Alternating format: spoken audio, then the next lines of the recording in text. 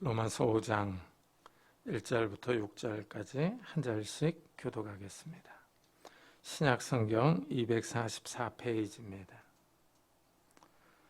그러므로 우리가 믿음으로 의롭다 하심을 받았으니 우리 주 예수 그리스도로 말미암아 하나님과 화평을 누리자.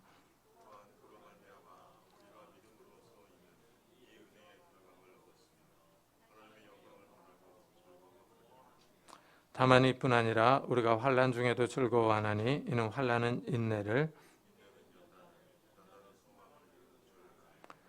소망이 우리를 부끄럽게 하지 아니함은 우리에게 주신 성령으로 말미암아 하나님의 사랑이 우리 마음에 부은 바 됨이니 우리가 아직 연약할 때 기약대로 그리스도께서 경건하지 않은 자를 위하여 죽으셨도다. 아멘. 우리 기독교는 믿음을 강조합니다. 하나님을 믿는 겁니다. 그런데 문제는 하나님이 보이지 않습니다. 눈에 보이지 않는 하나님을 믿는 일은 쉽지가 않습니다. 이래서 하나님은 사람에게 이 말씀을 주셨습니다. 말씀으로 하나님이 누구인지, 하나님이 사람에게 어떤 일을 하셨는지, 믿음이 어떤 결과를 가져오는지를 알려주십니다. 이 말씀을 믿으라고 합니다. 여기서 하나님과 인간과의 관계는 믿음으로 이어집니다. 믿음이 없이는 하나님을 알 수가 없고 하나님을 발견할 수가 없습니다. 믿음으로 바라봐야 하나님이 보입니다. 그래서 히브리서는 믿음에 대해서 이렇게 말을 합니다. 믿음이 없이는 하나님을 기쁘시게 하지 못하나니 하나님께 나아가는 자는 반드시 그가 계신 것과 또한 그가 자기를 찾는 자들에게 상 주시는 이심을 믿어야 할지니라 합니다. 하나님이 믿음으로 나오는 사람을 기뻐하십니다. 하나님이 믿음으로 나오는 사람들에게 상을 주실 것을 약속합니다. 하나님이 복을 주시는 겁니다.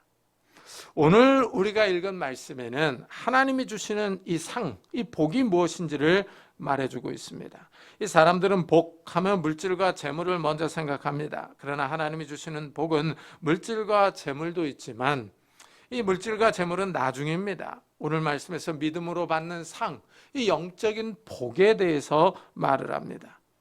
하나님을 믿는 사람에게 많은 유익이 있습니다. 바울은 믿음으로 누리는 복을 말하는데 첫째, 사람은 믿음으로 의로워집니다. 이 선언이 아주 신선합니다. 하나님이 사람을 의인으로 인정해 주시기 때문입니다. 이 사람이 타락해서 이상한 생각을 하고 이상한 행동을 합니다.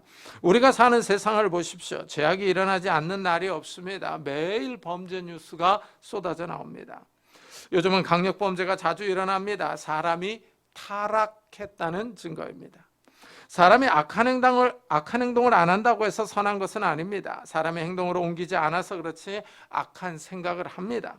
사람의 몸 어디에서 죄가 나오는지 모르지만 사람은 끊임없이 이상하고 악한 생각을 하고 악한 행동을 합니다. 사람이 죄인입니다.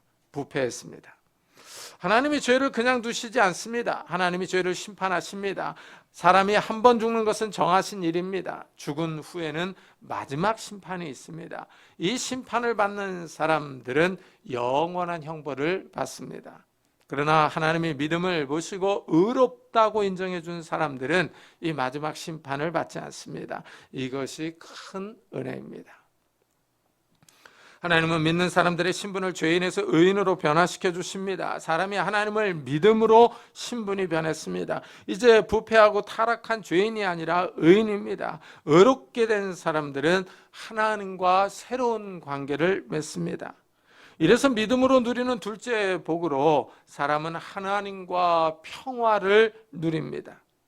그러므로 우리가 믿음으로 의롭다 하심을 받았으니 우리 주 예수 그리스도로 말미암아 하나님과 화평을 누리자 합니다. 이제 의롭게 된 사람은 하나님 앞에 자유롭게 나아갈 수 있습니다. 하나님과의 관계가 새로워졌습니다. 사람은 죄로 인하여 부패해서 영적 분별력이 없습니다. 영적으로 타락해서 하나님을 알 수가 없습니다.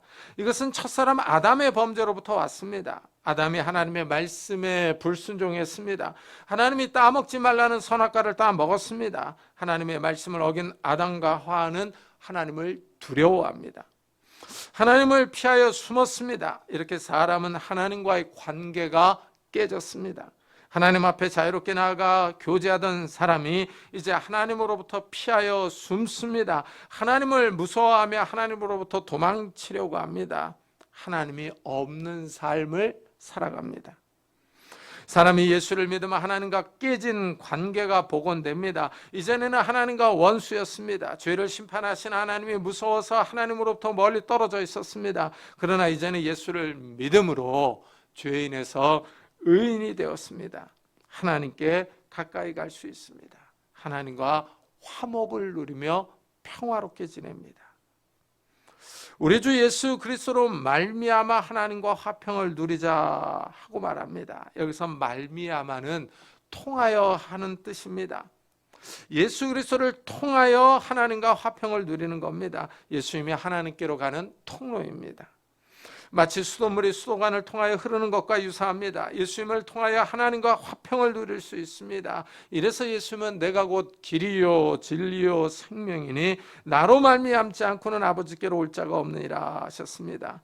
예수님이 나로 말미암지 않고는 아버지께로 올 자가 없다 하셨습니다. 예수님을 통하지 않고는 하늘나라로 천국으로 갈 수가 없습니다. 예수님이 하나님께 가는 합법적이고 유일한 길입니다. 다른 길이 없습니다. 이 하나님과의 평화가 아주 중요합니다. 왜냐하면 하나님은 거룩하신 분이기 때문입니다. 하나님의 거룩은 죄악을 심판합니다. 사람이 타락해서 죄를 짓기 때문에 하나님 앞으로 나아갈 수가 없었습니다. 하나님과 원수가 되었습니다. 그러나 이제 예수 그리스도를 통하여 하나님 앞으로 나아가며 하나님과 평화를 얻었습니다. 이 사람들이 자유롭게 하나님 앞으로 나아갈 수 있습니다.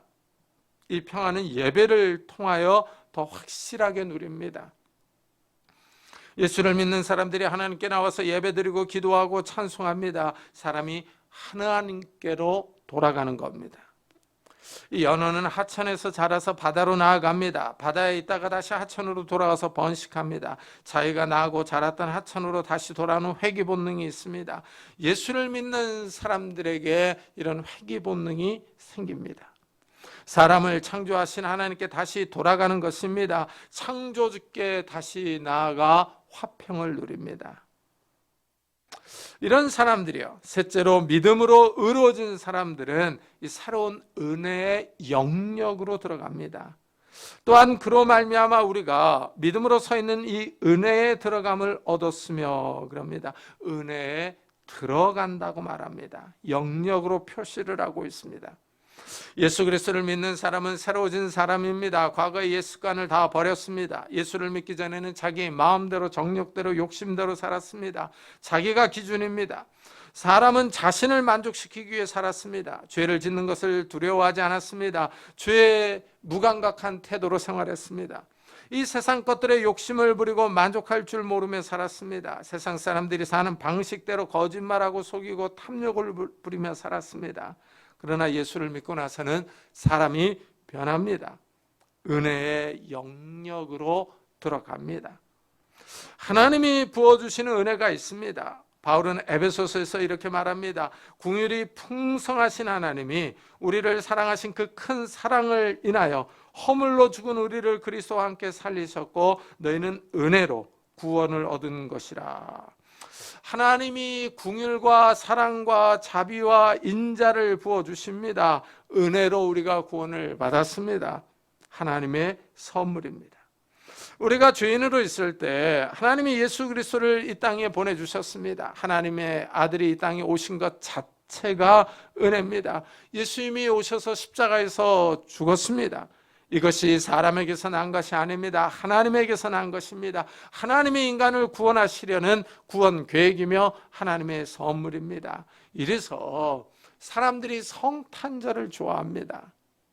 참 이상하게 크리스마스가 되면 기분이 좋아집니다. 나에게 좋은 일이 생길 것만 같습니다. 어린이들은 잘 때 선물을 기대하며 양말을 걸어놓고 잡니다. 어른들 역시 자신에게 좋은 일이 일어날 것만 같은 생각을 품습니다. 이상하게 성탄절이 되면 기분이 좋습니다. 하나님이 부어주시는 은혜입니다. 하나님이 하나밖에 없는 독생자 예수 그리스도를 이 땅에 보내주신 것 자체가 은혜이며 선물입니다. 예수님이 오심으로 이 땅의 구원이 이루어졌습니다. 인류에게 구원의 길이 생겼습니다. 사람들이 이 사실을 믿든 믿지 않든 간에 크리스마스 자체로 좋아합니다. 그날을 기뻐하며 즐거워합니다. 하나님이 기쁨을 부어주시는 날입니다.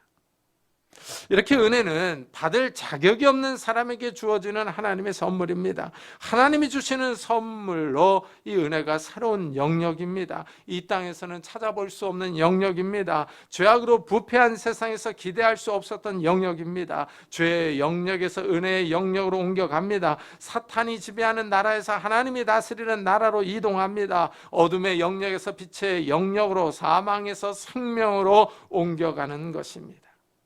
하나님이 부어주시는 은혜의 영역이 있습니다. 이 하나님의 은혜는 예배를 통하여 더 풍성하게 나타납니다. 하나님은 하나님의 이름을 기억하며 기념하는 곳에 임하여 은혜를 주십니다. 이 예배가 하나님을 만나는 시간입니다. 나를 구원해 주신 하나님의 은혜에 감사하며 그 이름을 찬양하는 시간입니다. 하나님의 이름을 높이며 하나님께 영광을 돌리는 시간입니다. 예배 시간에 말씀을 듣고 기도를 합니다. 하나님의 말씀과 기도가 은혜의 수단과 방법입니다. 하나님의 말씀을 통하여 자신의 뜻을 나타내십니다. 말씀을 깨닫고 말씀대로 살아감으로 창조주 하나님과 동행하는 겁니다. 기도는 하나님께 나의 필요를 간구합니다. 하나님은 기도 응답을 통해서 기도하는 사람과 교통하며 교제합니다. 바울은 예수 그리스도를 통하여 은혜에 들어간다라고 말합니다. 그렇습니다. 은혜는 하나님이 주십니다. 하나님의 영역입니다. 하나님으로부터 생명, 인자, 복, 능력, 건강, 지혜가 나옵니다. 하나님이 이 우주 만물의 창조자입니다. 사람에게 필요한 모든 것이 하나님께 다 있습니다. 하나님이 우리의 필요를 채워주십니다. 이런 은혜의 영역, 이 생명의 영역에 우리는 예수 그리스도를 통하여 들어갑니다. 예수님이 길과 진리와 생명입니다. 이래서 성도들에게 하나님의 은혜에 더 들어가려는 의지가 필요합니다. 하나님의 은혜를 더 받으려는 사모함이 필요합니다. 우리의 생명과 삶을 새롭게 해주시는 하나님의 은혜를 받으려고 노력해야 합니다. 하나님은 사모하는 영혼을 만족하게 해주시기 때문입니다. 넷째로, 이 믿음으로 의롭게 된 사람들은 미래를 기대합니다. 바울은 하나님의 영광을 바라고 즐거워하느니라 하고 말합니다. 예수 믿는 사람들에게 희망이 있습니다. 하나님의 영광에 동참하는 겁니다. 예수 믿는 사람들이 하나님의 영광에 이를 수 있습니다. 이것이 큰 은혜입니다. 왜냐하면 사람은 타락해서 하나님의 영광을 모르기 때문입니다. 모든 사람이 죄를 범하였음에 하나님의 영광에 이르지 못하더니 하고 말합니다. 죄가 하나님의 영광을 볼 수 없게 만듭니다. 죄가 사람의 영적 분별력을 가려버립니다. 죄가 사람의 영적인 이성과 지성을 마비시켜서 하나님을 알지 못하게 만듭니다. 이래서 죄인은 하나님의 임재 안으로 들어가지 못합니다. 하나님과 함께하지 못합니다.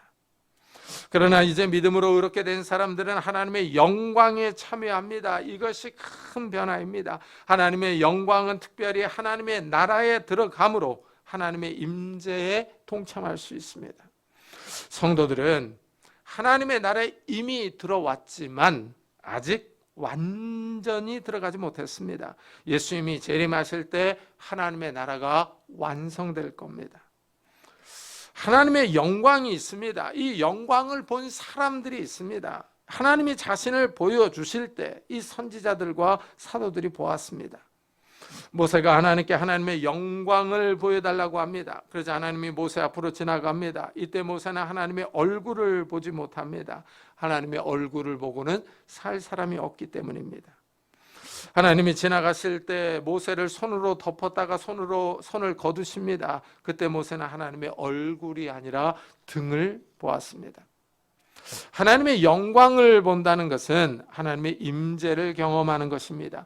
구약시대에 하나님의 영광은 성전에 머물러 있었습니다. 특별히 지성소 위에 있는 법궤 위에 하나님의 영광이 임하셨습니다. 지성소로 가까이 갈 수 있는 사람은 대제사장 한 사람뿐입니다. 그것도 자신을 거룩하게 한 후에 들어갈 수가 있었습니다.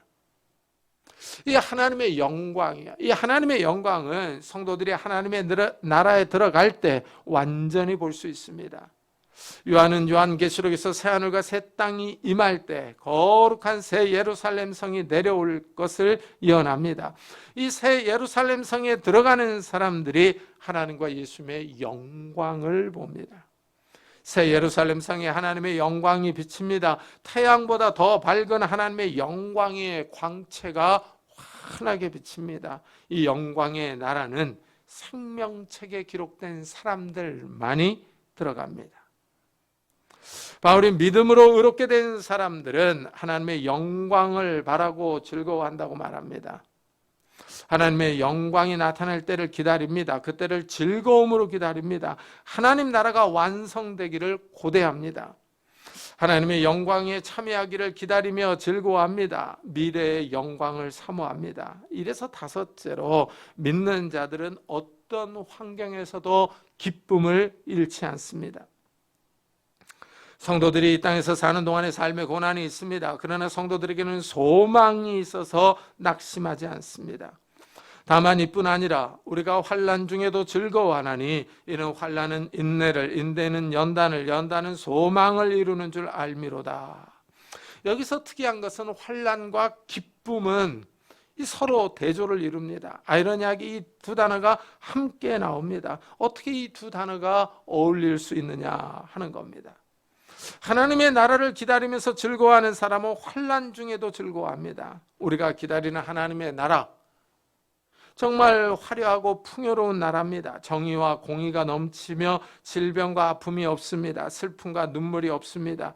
긴장, 시기, 다툼, 전쟁, 불의가 없는 나라입니다. 성도들은 영원한 생명이 넘치는 하나님의 나라를 기다립니다.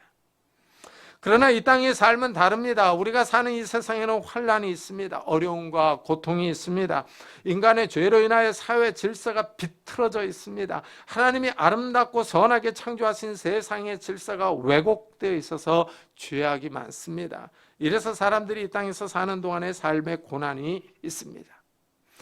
역사를 돌아보면 환난과 어려움이 없었던 시대가 없습니다. 지금 우리가 사는 시대도 고통 가운데 있습니다.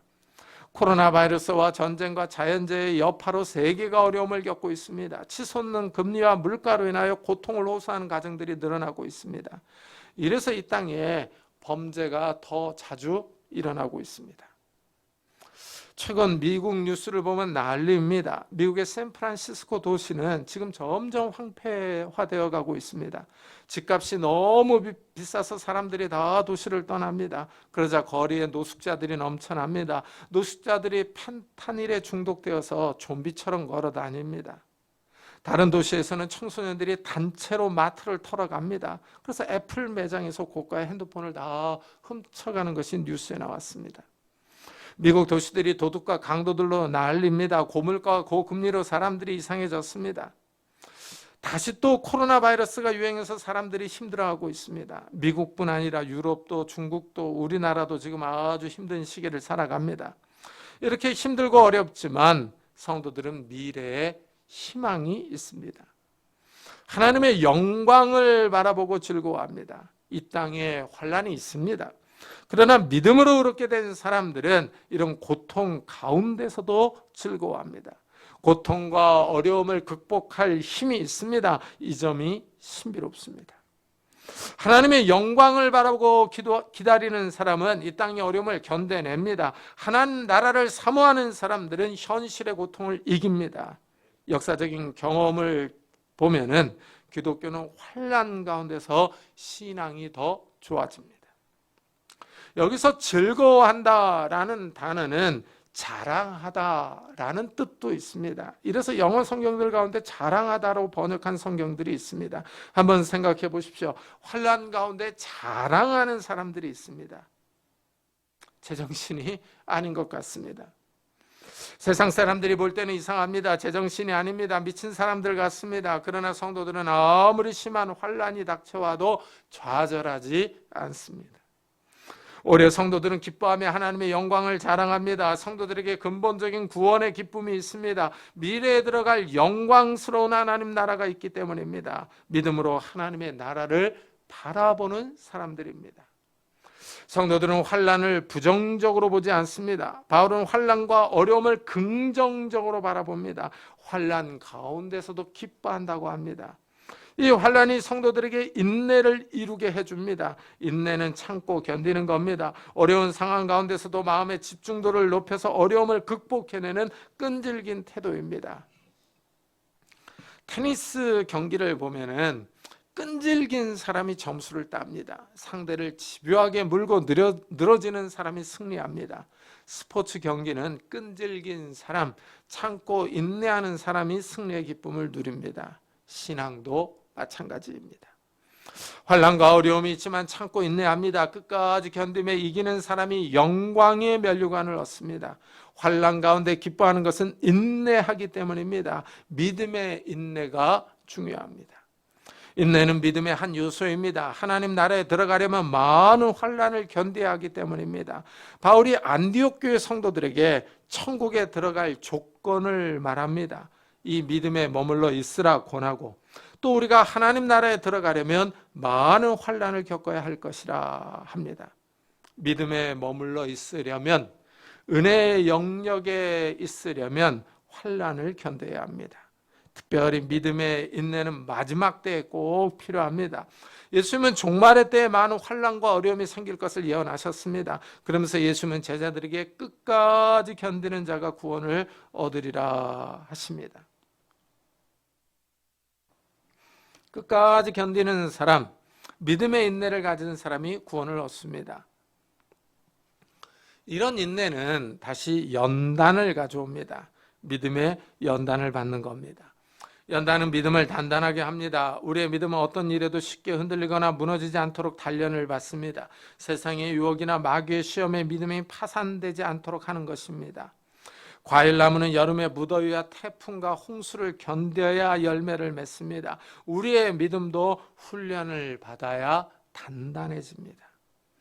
연단을 받은 사람들이 소망 가운데 즐거워합니다. 하나님의 영광을 바라보며 즐거워합니다. 장차 우리에게 임할 하나님의 영광을 소망하는 겁니다. 이 땅에 사는 동안 소망이 든든해야 믿음에 떠내려가지 않습니다. 배가 잘 정박하고 있으려면 닷을 내리고 있어야 합니다. 소망은 믿음이 흔들리지 않도록 닷과 같은 역할을 해줍니다. 하나님 나라를 바라보게 합니다. 마지막으로 믿는 성도들에게 성령이 함께 하십니다. 성도들에게 산 소망이 있습니다. 이 소망이 부끄럽지 않습니다. 소망이 우리를 부끄럽게 하지 아니함은 우리에게 주신 성령으로 말미암아 하나님의 사랑이 우리 마음에 부은 바 됨이니 합니다. 하나님 나라의 소망이 있습니다. 이 소망이 창피하거나 부끄럽지 않습니다. 세상 사람들은 보이지 않는 천국을 바라본다고 우리를 향해 손가락질하며 미쳤다고 말합니다. 교회에 미쳐도 단단히 미쳐서 저런다고 비난합니다. 이 땅에서 성도들은 소수이며 믿지 않는 사람들은 다수입니다. 숫자에서 밀립니다. 그렇다고 기가 죽거나 부끄럽지 않습니다. 성도들에게는 확신이 있기 때문입니다. 성령 하나님께서 우리에게 이런 확신을 주십니다.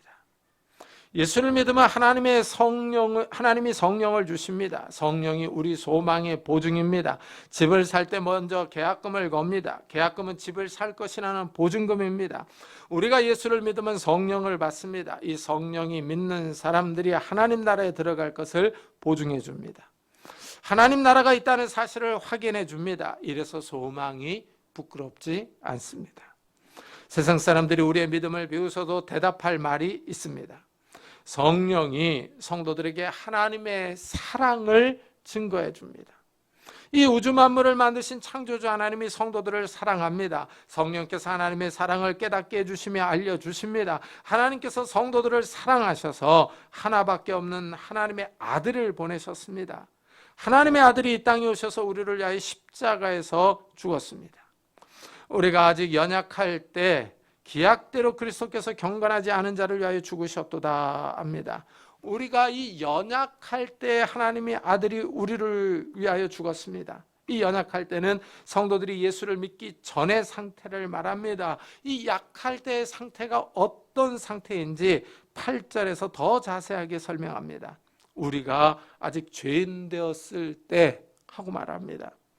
예수를 믿기 이전에 죄악으로 더러워져 있을 때입니다. 마치 아이들이 진흙탕에서 놀다가 진흙으로 얼굴과 옷이 엉망이 되었을 때로 비유할 수 있습니다.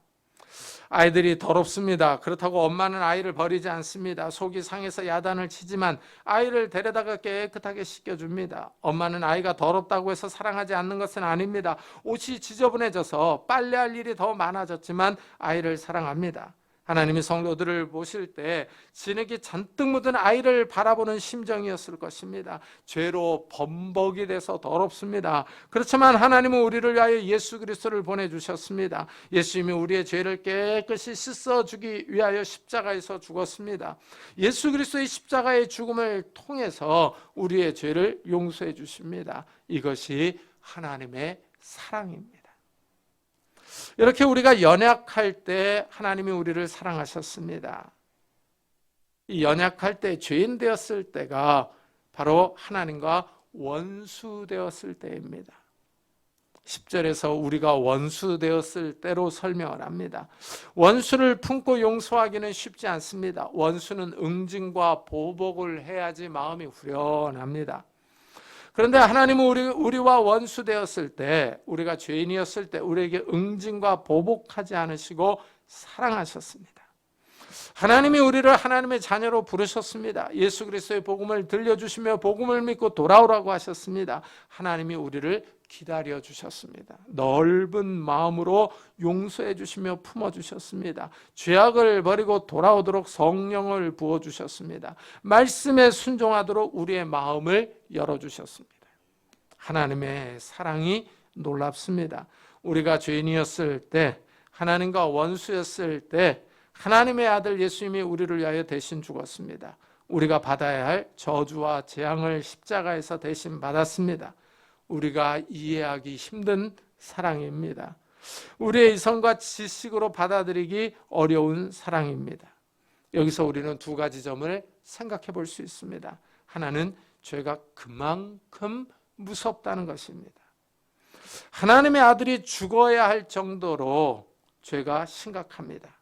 하나님의 아들이 죽어야 죄를 용서해 줄 수 있습니다. 사람들은 죄를 가볍게 여기고 무시합니다. 그러나 죄가 무섭습니다. 하나님의 아들이 이 땅에 직접 와서 인간의 몸으로 십자가에서 죽어야 할 정도로 죄 문제가 심각했습니다. 다른 하나는 하나님의 성품입니다. 하나님은 죄인을 용서해 주십니다. 하나님의 마음이 넓습니다. 사람을 만드신 분이 하나님입니다. 그런데 사람이 하나님의 말씀에 불순종하여 도망갔습니다. 사람이 하나님께 반역했습니다. 그런데도 하나님은 사람의 반역과 불순종을 용서하십니다. 마음이 바다보다 더 넓습니다. 하나님의 사랑은 죄인이었던 나를, 우리를 받아주시고 품어주실 정도로 깊고 넓고 큽니다. 이런 하나님의 사랑이 우리를 붙잡고 있는 줄을 믿습니다. 이런 하나님의 사랑을 환난과 고난도 끊지 못합니다. 하나님의 사랑이 우리를 붙잡고 있다는 사실을 굳게 믿는 성도님들이 되시기를 예수 그리스도의 이름으로 축복합니다.